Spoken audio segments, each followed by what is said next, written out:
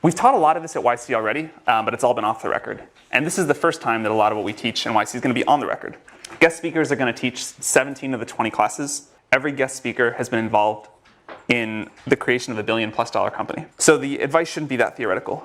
I'm going to try to give an overview of the 4 areas that you need to excel at in order to maximize your chances of success at a startup. So the 4 areas. You need a great idea, a great product, a great team, and great execution. The outcome is something like idea times product times execution times team times luck, where luck is a random number between 0 and 10,000. I'm somewhat hesitant to be doing this class at all because you should never start a startup just for the sake of doing so. There are much easier ways to get rich. You should only start a startup if you feel compelled by a particular problem and that you think starting a company is the best way to solve it. So the first of the 4 areas, a great idea. It's become popular in recent years to say that the idea doesn't matter. In fact, it's almost uncool to spend a lot of time thinking about the idea for a startup. And great execution is at least 10 times more important and 100 times harder than a good idea. But the pendulum has swung way out of whack here. A bad idea is still bad, and the pivot-happy world that we're in today feels really suboptimal. Great execution towards a terrible idea will get you nowhere. The definition of the idea as we talk about it is very broad. It includes the size and the growth of the market, the growth strategy for the company, the defensibility strategy, and so on. When you're evaluating an idea, you need to think through all these things, not just the product. If you have several ideas that all seem pretty good, work on the one that you think about most often when you're not trying to think about work. Another way of looking at this is that the best companies are almost always mission-oriented. A related advantage of mission-oriented ideas is that you yourself will be dedicated to them. A third advantage of mission-oriented companies is that people outside the company are more willing to help you. The hardest part about coming up with great ideas is that the best ideas often look terrible at the beginning. As Peter Thiel is going to discuss in the 5th class, you want an idea that turns into a monopoly. But you can't get a monopoly in a big market right away. You have to find a small market in which you can get a monopoly and then quickly expand. This is why some great startup ideas look really bad at the beginning. The truly good ideas don't sound like they're worth stealing. You want an idea about which you can say, I know it sounds like a bad idea, but here's specifically why it's actually a great one. You want to sound crazy, but you want to actually be right. And you want an idea that not many other people are working on. And it's okay if it doesn't sound big at first. Common mistake among founders, especially first-time founders, is they think that the first version of their product, the first version of their idea, needs to sound really big. But it doesn't. It needs to take over a small specific market and expand from there. You want something that sounds like a bad idea, but is a good idea. You also really want to take the time to think about how the market's going to evolve. You need a market that's going to be big in 10 years. I care much more about the growth rate of the market than its current size. You cannot create a market that doesn't want to exist. You want a market that's going to grow really quickly. It may seem small today, but you know, and other people don't, that it's going to grow really fast. It's best if you're building something that you yourself need. You'll understand it much better than if you have to understand it by talking to a customer to build the very first version. Another somewhat counterintuitive thing about good startup ideas is that they're almost always very easy to explain and very easy to understand. If it takes more than a sentence to explain what you're doing, it's almost always a sign that it's too complicated. So for the next section, I'm going to talk about building a great product. You first have to turn a great idea into a great product. This is really hard, but it's crucially important. Almost nothing else matters. When really successful startup founders tell the story of their early days, it's almost always sitting in front of the computer working on their product or talking to their customers. Most other problems that founders are trying to solve, raising money, getting more press, hiring, business development, etc., these are significantly easier when you have a great product. Your job is to build something that users love. It's better to build something that a small number of users love than a large number of users like. It's much easier to expand from something that a small number of people love to something that a lot of people love than from something that a lot of people like to a lot of people love. If you get this right, you can get a lot of other things wrong. If you don't get this right, you can get everything else right, and you'll probably still fail. So the advice is find a small group of users and make them really love what you're doing. One way that you know when this is working is that you'll get growth by word of mouth. If you make something people love, people will tell their friends about it. This works for consumer products and enterprise products as well. A great product is the secret to long-term growth hacking. It's much, much easier to make a great product if you have something simple. Even if your eventual plans are super complex, and hopefully they are, you can almost always start with a smaller subset of the problem than whatever you think is the smallest.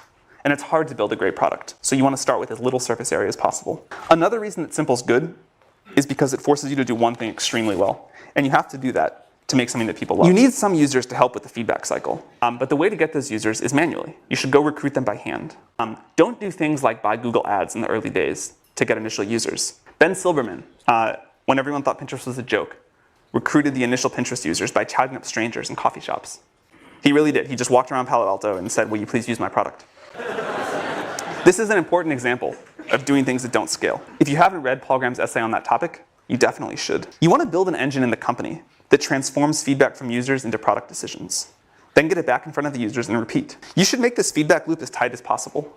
If your product gets 10% better every week, that compounds really, really quickly. Great founders don't put anyone between themselves and their users. The founders of these companies do things like sales and customer support themselves in the early days. So I'm going to pause here, and now we're going to have Dustin talk about why you should start a startup.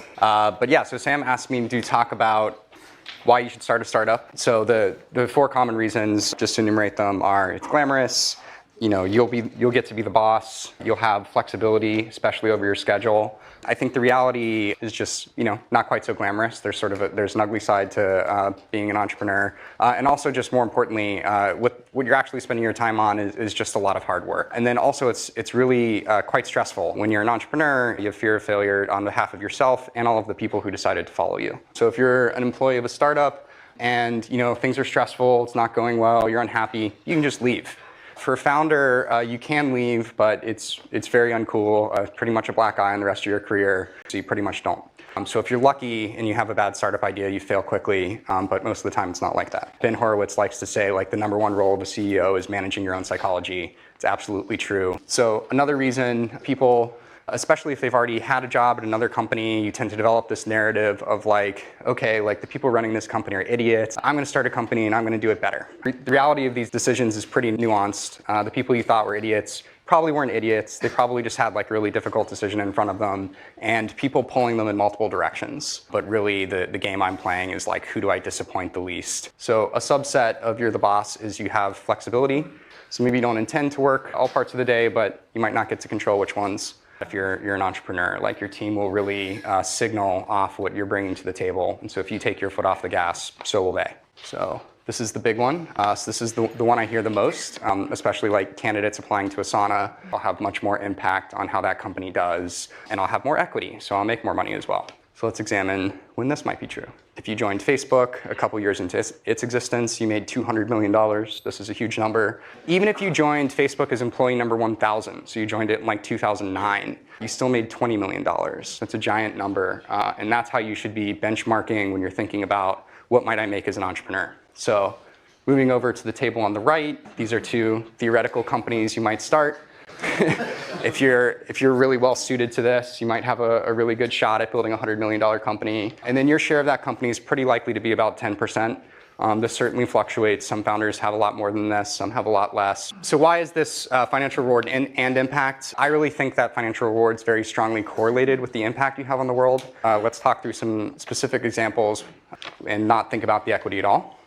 Brett Taylor came into Google as around employee number 1,500, and he invented Google Maps. My co-founder, Justin Rosenstein, joined Google a little later just as a side project. He ended up prototyping Chat, which used to be a standalone app, as integrated into Gmail, like you see it in the upper right there. Shortly after that, JR left. He became employee around number 250 at Facebook, and he led a hackathon project along with people like Andrew Bosworth and Leah Pearlman to create the like button. So what's the best reason? So Sam already talked about this a little bit, but basically you can't not do it. You're super passionate about this idea.